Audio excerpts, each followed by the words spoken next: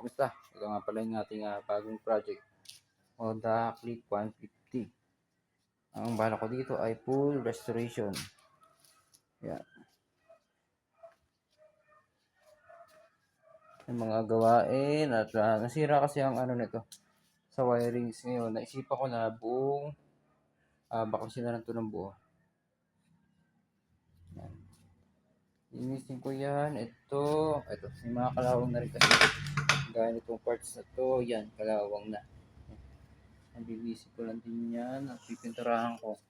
Hindi ko natatanggalin yung buong kanyang pintura. Ang gagawin ko lang, pipinturahan ko lang ng pangunta sa kalawang, yung mga may kinalawang.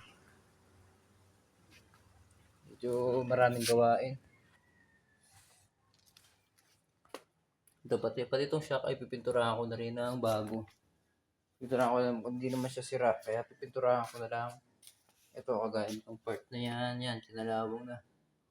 Yan, ito pati, yan, naputol. Ngayon, ayusin natin, focus. Yan, meron siya na talot na yan eh. Kaya gagawin ko dyan ay yan, para ayusin natin. Sakit talaga ng Honda Click yan, ng ganyang klase na merong natatalop sa part na yan. Kaya i-check nyo sa inyo kung sakaling i-counter nyo. Pati pala yung magneto, lilinisin ko na rin. Itong tangke, bagong filter na pero tatanggalin ko para linisin. Itong part na to, kinalawang na. Pipinturahan ko rin yan. Yung gilid, tatanggalin ko lahat yan, babaklasin ko lahat para magawa yung mga dapat gawin bago salpak. Habang inaantay ko yung pyesa na para okay na lahat, masalpak na rin. Pero sa ngayon, ito muna, lilinisin ko na lang muna to at babaklasin ko. Ito mga yun, kalawang. Yan. Part na yan, kalawang na.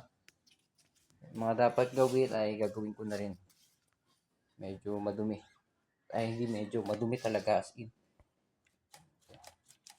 May mga nagawa na ako dito. Ito, nauna dito. Ito, nalinis ko na to. Ito. Ayan. Nalinis ko na yan. Nirepaint ko yan. Matte black. Ito pati. Ayan, mukhang bago. Mukha siyang bago. Ayan.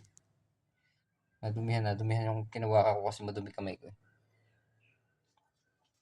Ito pati yung ano niya. Yan, sa paa. Yan, lilinisin natin lahat yan. At yung mga pairings, may mga basag. May mga basag yung clip. Gagawin ko rin yan. Yun na lang muna. Update ko kayo kung sakali meron akong bagong idadagdag.